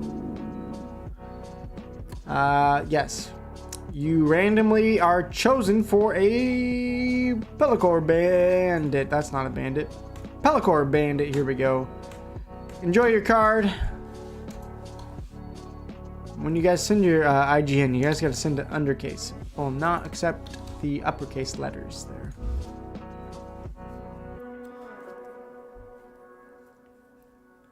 Do you need to play a max level monster? I play all level 1 cards right now. When I've done 1 day rentals and pushed up into gold and above, that's the only time I've done max level. But you can get away with level 1 cards through silver, sometimes even very low gold, depending if you're good enough and you have enough level 1 cards. You need if you go to your summoners, you'll see, actually, if you just go to the league, you can see in bronze you can have up to a level 3 common summoner, rare 2, epic 2, legendary 1. It's the same for monsters. If you have a rare 2 summoner, you'll be able to use these monster levels. So silver, just like that. You can also click on your summoners and then boom, go to stats. It'll show you here a level 2 Malric can play a level 3 common monster, level 2 rare, level 2 epic, level 1 legendary. So there you go. That's how you can know. I've lost to all level 1 teams in gold 1 battles before. Yes, see? Level 1, if you're good and you have enough cards, you can still win in gold. Not as well, but it's still possible, you know? So Jamie, congrats on the card there. Keep this train rolling. Probably got about another, 20 to 30 minutes in me, and then maybe we'll do the rest of it not live. Buy cheap cards now or wait for Chaos Legion. Why not both? Why not both? A little here, a little there, never hurts. It's gonna be impossible to predict card prices, so while they've dipped down a little bit, I've bought a couple, and I'll be then now waiting even more for Chaos Legion. Just, I'm always of the opinion a little bit at a time is better than trying to predict perfectly what will happen next. All right, let's see.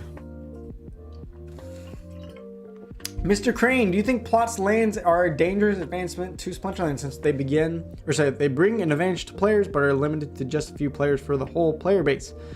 So yeah, if you don't know, land is going to put out items and spells that are going to affect the game, but only people with land are going to generate those NFTs. Splinterlands, the company themselves, aren't selling the NFTs.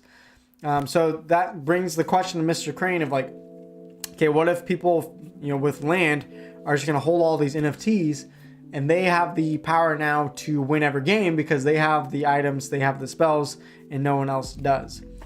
For me, I don't think that's going to be the case. I think maybe right away as these NFTs are being printed, maybe there's a low supply, but over time there's going to be more and more supply, so meaning more and more players should get them.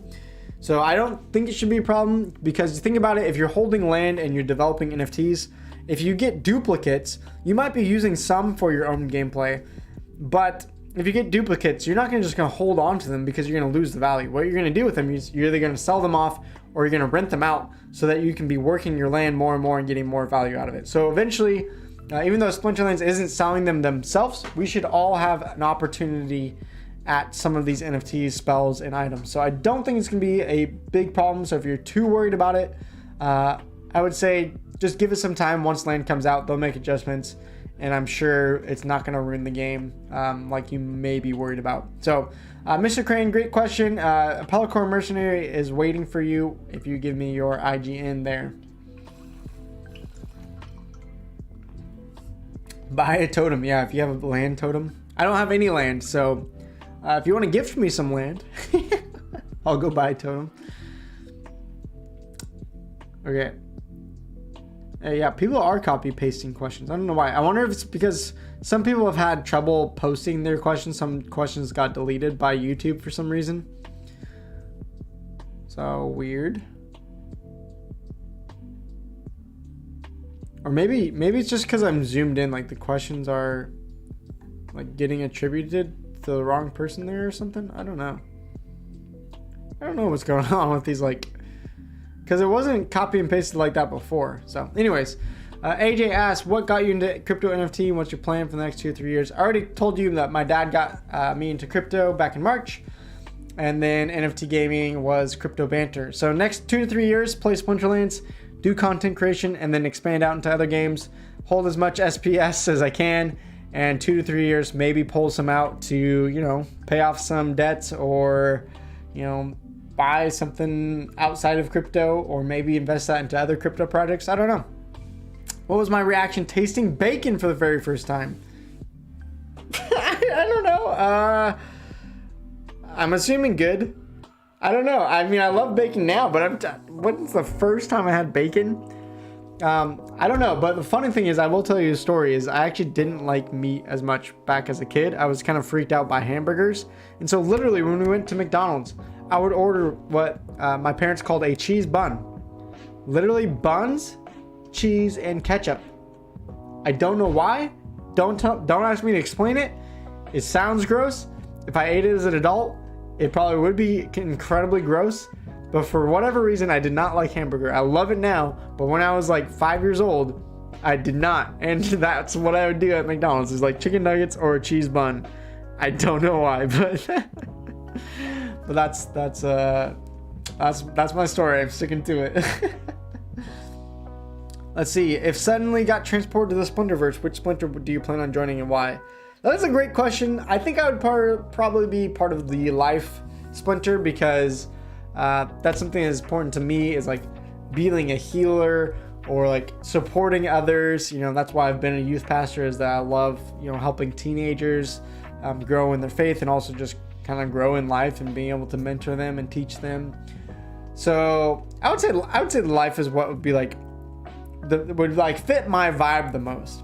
I think like for fun and like just like a cool one would be to be a part of the dragon splinter, of course, because it's, you know, freaking dragon, so of course it's cool. But I feel like the life would fit me more so. So thank you for the question, AJ. That was a fun question. I like that splinter question of which one would I join. So you are going to earn yourself there a Pellicor Mercenary. Enjoy. Land situation makes me uncomfortable about the game. I think it's experimental. You know, a lot of this NFT stuff is experimental. I think they'll figure it out over time. I don't know if right off the bat if they'll implement it perfectly, but over time, I think they'll figure it out, and I think it'll be fine. I could be wrong, but that's how I feel about it. If you don't trust it, then yeah, maybe before that happens, you could like maybe move some assets to a different game or like be just cautious. I don't know. Are there buildings in my town? Oops. So yeah, I live in a more of a suburb, so it's more smaller buildings and houses, but then yeah, I'm probably like 20 minutes out from the major cities that have bigger buildings. All right. Great thing to Discord Premium to make a live audio chat. That's a good idea. Cool. Yeah, Discord and channel membership coming soon. Stay tuned. What types of sports have I played in my life? Golf. Back as a kid, I was on the baseball and football team. Flag football. I'm a wimp. I didn't do tackle. I did wrestling in middle school. And in high school, I was on the varsity golf team. I also like playing ultimate frisbee for fun, but I've never been like part of a team. Or basketball. Never been a part of a team, but it's fun. Soccer, I suck at, but I enjoy from time to time being able to just like kick a ball around. SPS goal is just to earn as much as I can. It was 1,000. I would love by the end of the airdrop play to earn, like maybe even like a year or two from now, have like 10,000 SPS. We'll see. Right now I hit my goal of 1,000 and I'm happy with that. So 10,000 is probably the next mark I'm looking at. Should everyone aim for a higher league? I mean, again, I would just use the Splinterlands rental calculator that I built on the Google Sheet. Usually, if you're good at the game and you can find decent rental power, then yes, go to a higher league. If you're not getting a 50% win rate with your cards and you're spending a lot on rentals, then no. So, but there's also some people that have been really good at the game and renting like a diamond deck for one day and earning apparently a couple thousand DEC a day.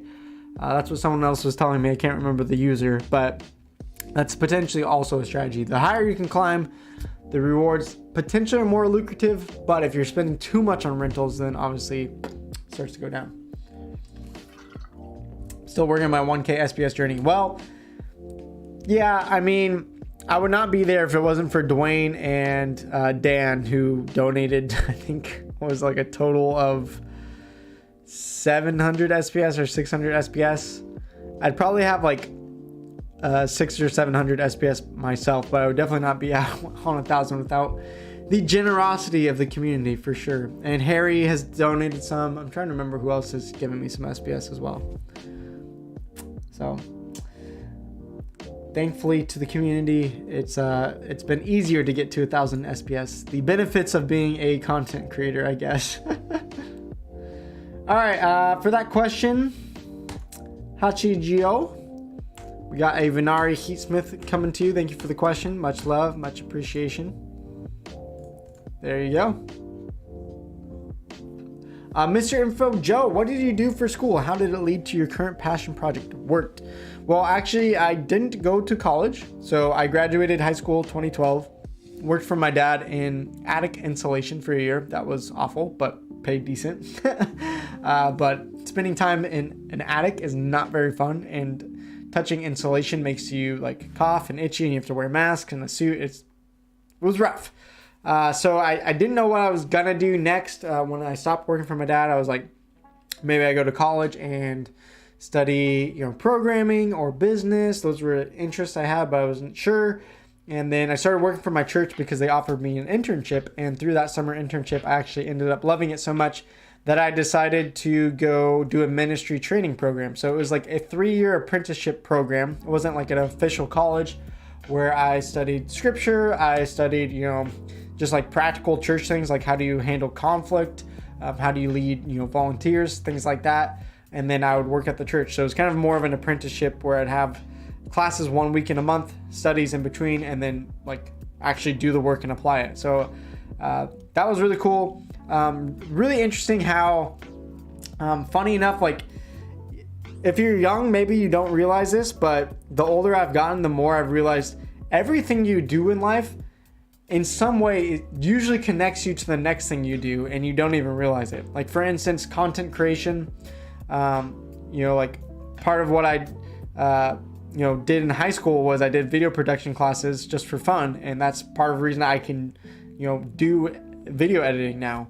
And part of the streaming I did back there 2 channels ago led me to doing some streaming for our church when the pandemic hit and we couldn't do meetings in person, and I was the one that put our streaming stuff online and got all that set up. And like working at a youth group, like I ran a lot of games and stuff like that. So now I've learned how to do some public speaking in games, which leads back into streaming and content creation. So like really, like everything is connected. And I think the older I get, the more I realize that, and it's kind of cool. So thank you for the question. It's a really great question. Appreciate it, Mr. Info Joe. Single favorite card from each splinter and why? I'm gonna skip that one for now because that's probably a longer discussion than I have time for right now. We're gonna skip ahead. But Mr. Info Joe, I especially liked your first question there. That's a great personal question. And let's see, you randomly were chosen for a Pellicor Bandit. So congrats to you there. Enjoy the card. Aiming at 10K SPS. Well, we'll get there hopefully at the same time. Hopefully. Oran, I want to ask if you're the actor who played Jesse Pinkman in Breaking Bad. What? Do I look like Jesse Pinkman? Do I? I don't look like that, do I? It's just like the hair. Even though like my hair is actually brown, I don't know how brown it comes through on the stream, but I don't have blonde hair, I don't have blue eyes, I don't have facial hair. I mean, like I guess maybe like I look like him a little bit just because I'm a white guy. The forehead, yeah, I do have like a 5 head. Maybe it's just the forehead or 5 head. That's funny. I am not him. No. Oh, that's funny. All right. Mr. Cha, thank you for the encouragement. Thank you. Razor Games. How is Luke's life when he's not playing Splinterlands? I already answered that quite a bit, so you can go listen earlier in the stream. Where do I see Splinterlands in 1 year? That's really dependent on if we hit a bear market. I do expect this bull market won't last forever, so in 1 year, I think we're gonna have to like really just hold on, probably lose value in our assets, and just hold for another couple of years after that until the next bull run.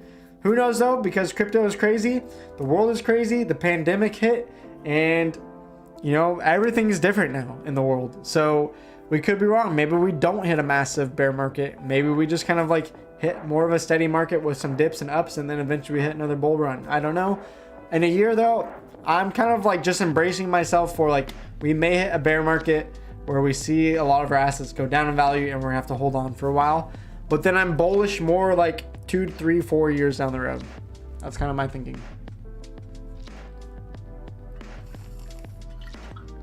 What is really funny is if he gets asked if he looks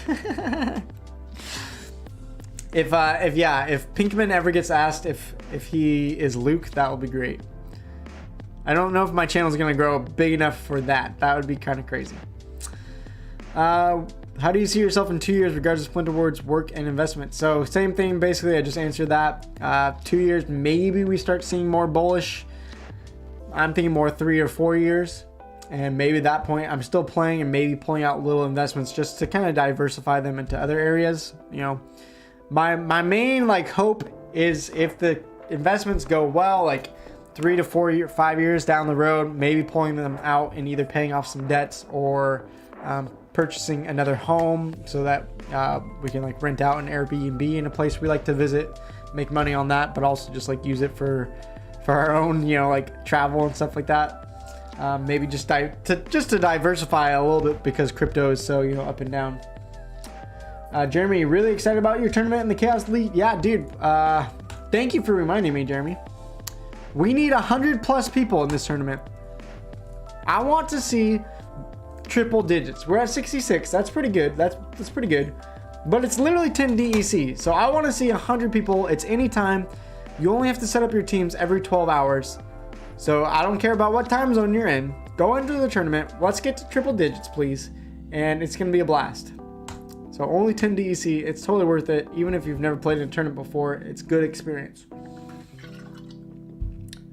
Do you ever smell odors? Yes. I can smell. Yeah.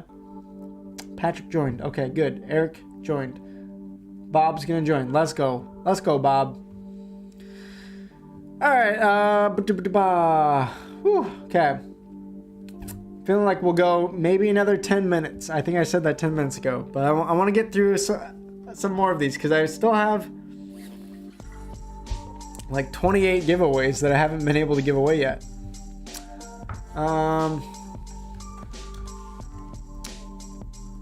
Let's see. So I'm gonna skip around to the questions that I know have won, and I'll probably just respond to other questions later. Jonas, I already sent your lion. Forgot to just take you off the list. Mr. Crane, I also already sent yours. I think I already sent Jamie. I've forgotten to take people off the list.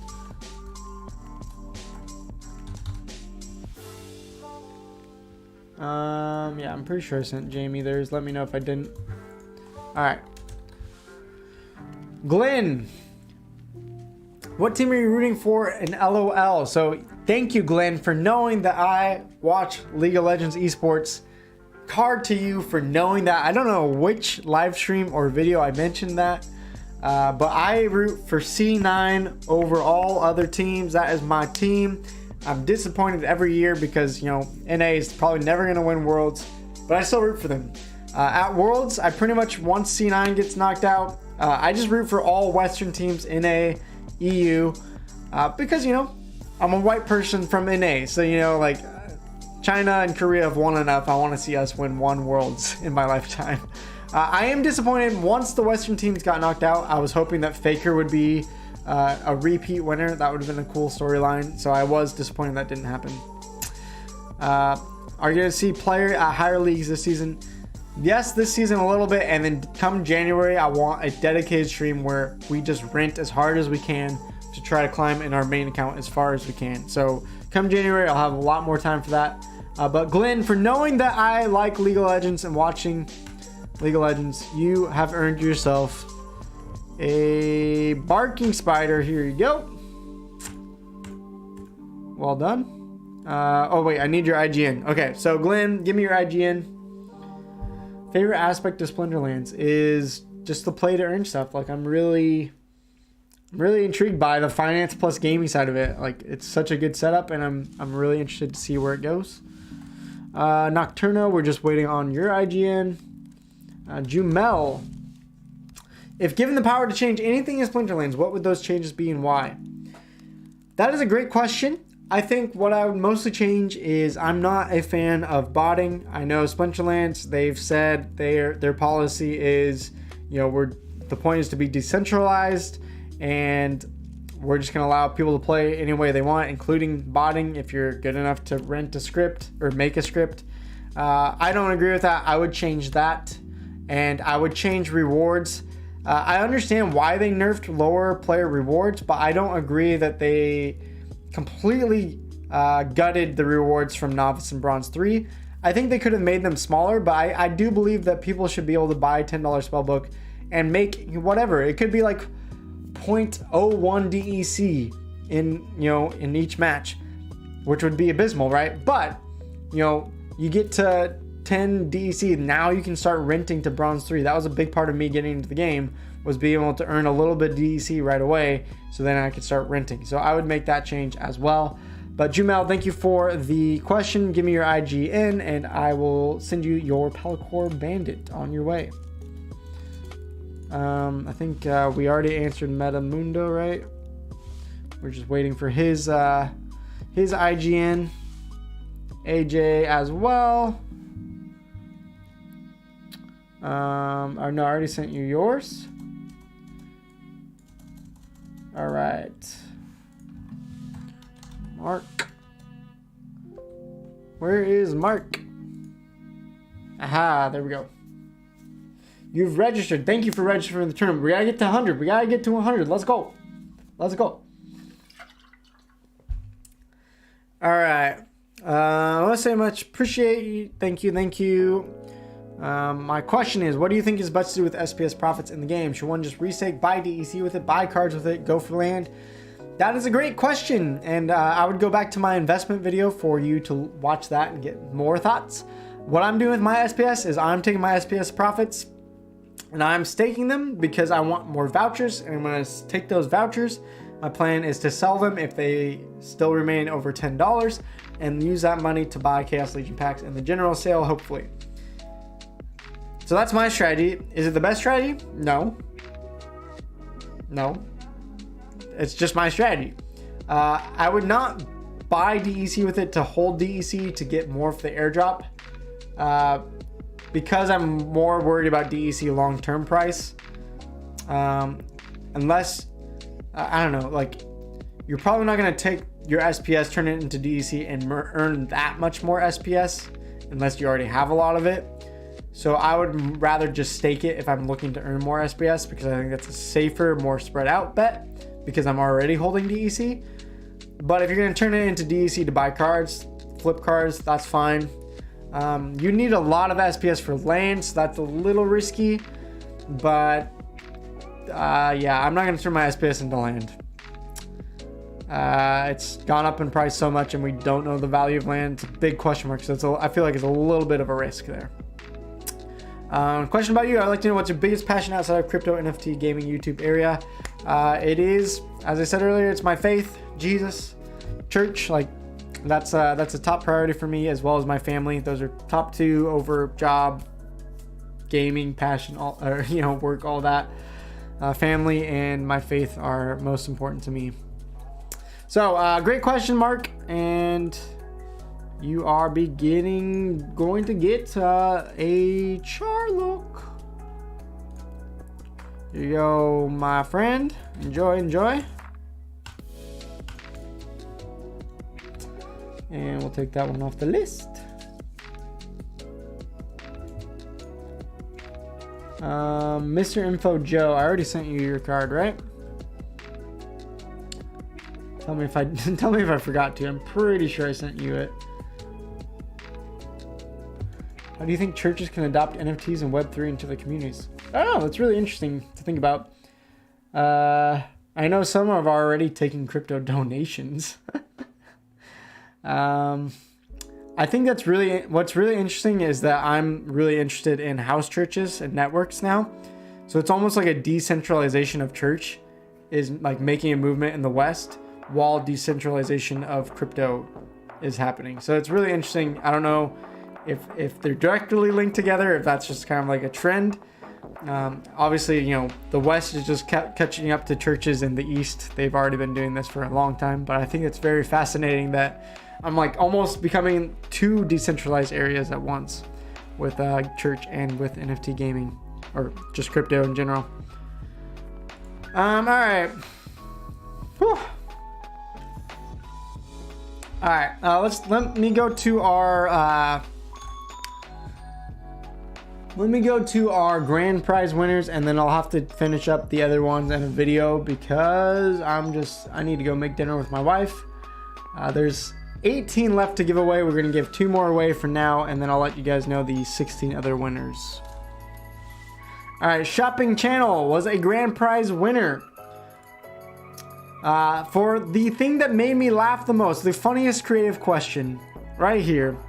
Who would win in a fight between you and Dwayne Cunningham? When I saw this question, I bust out laughing so much.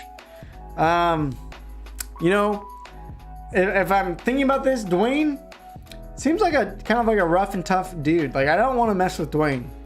Like, my fighting experience is very limited. Like, I took maybe a little taekwondo as a kid, a little jiu-jitsu, and I was on the wrestling team in middle school. So I don't know. I'm assuming this is like a physical fight, not like a Splinterlands battle. A Splinterlands battle, he'd definitely win because he has way better deck than me. I feel like we're probably both kind of also passive people, so I don't even know. Would we fight? Let's just say it's a fight for fun though, like we're boxing or wrestling though. Oh shoot, man.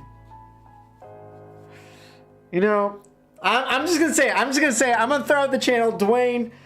I'm taking you on. I would win in a fight. Let's go. Come to the States. Let's meet up and let's duke it out, baby. Oh, dude. All right, Shopping Channel. I thought that was a hilarious question. That was the one that made me laugh the hardest. And for that, you get yourself a Chaos Legion pack. Thank you for the good laughs. Good times. Last up for the grand prize winner, it is going to be another hour-long Discord call if they do indeed have Discord, hopefully. Last time we had problems with that. All right, Al Hassan Ali. I loved this question. This was my favorite personal question. And so you are the winner of an hour Discord call with me. Have won an hour. An hour? A hour long.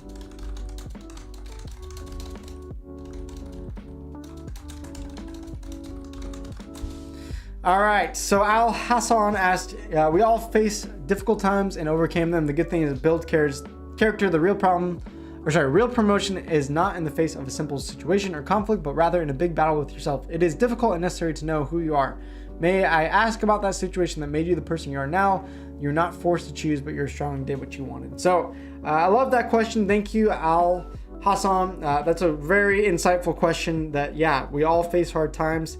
And those hard times can either break us or they can make us as a person. So I definitely would say for childhood, the thing that I struggled mostly with was just loneliness.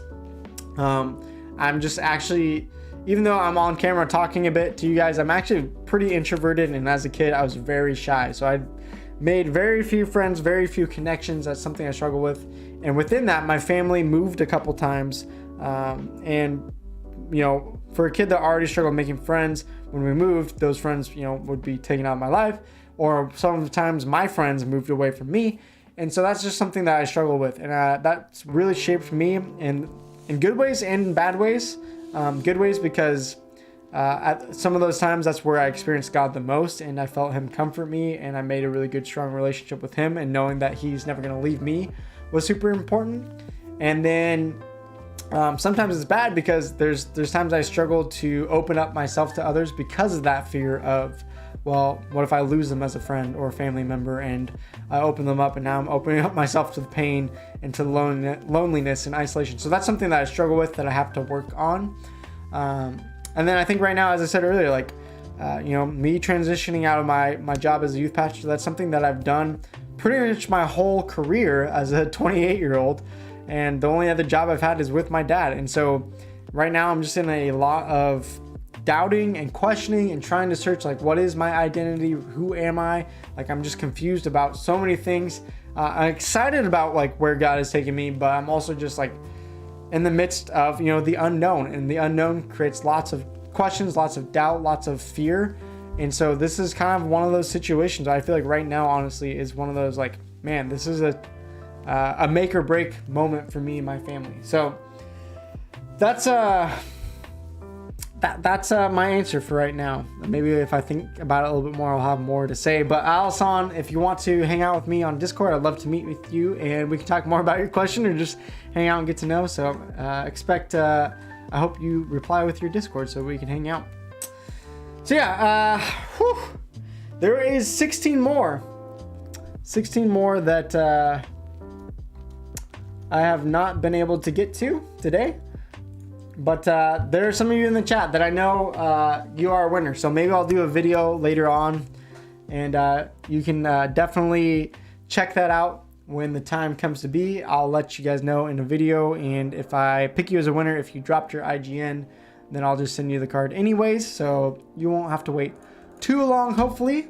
But lastly, I do want to shout out one last time, ZenSports. Thank you for sponsoring the videos that I did on the tournament. The stream today, ZenSports, I'm so excited to partner with for the creation of esports in these play-to-earn games. Splinterlands for now, but I know in the future they will also be branching out into other games when those games have been developed enough. So expect a lot of tournaments from me, from ZenSports. I love esports. I think everyone should be able to play, especially in Splinterlands. You don't need 200 grand to play in tournaments. That's going to be my goal as ZenSports, is create some good leagues and stuff for low-level players. So love you guys. Thank you so much for your time, and I appreciate you guys hanging out, getting to know me in this Q&A. I know it's a little different because there's no gameplay or finance talk or all of that, but I appreciated the questions about the game. I appreciated the personal questions, and I appreciated some of the very funny questions that I actually laughed out loud when I read them as they came in. So you did miss the stream eyesight close, but you can go back and watch, and I sent you a card. I think you were one of the winners. Maybe. Hopefully I'm remembering the right. Hopefully, if I didn't send you a card, I will send you another one now because I just maybe falsely said that I did. But I think you were one of the winners. But thank you guys so much for coming today, and the next stream will be tomorrow, but not on my channel. So make sure you go follow Game Hunters both on Twitch and on YouTube, because they are gonna have me on their stream for a little bit of a collab tomorrow, 7 p.m. Pacific Standard Time, 10 p.m. Eastern. For now, though, I am out of breath. I need to go eat dinner, check in how my wife is doing, and I'll see you guys tomorrow for those that can join then. And then, of course, more content about Splinterlands to come out, and probably like Sunday, Monday, all that good stuff. So, peace out for now, everyone. Hope you have a great night. Thanks for stopping by. Much love, and have a good one. Cheers. Pa'alam.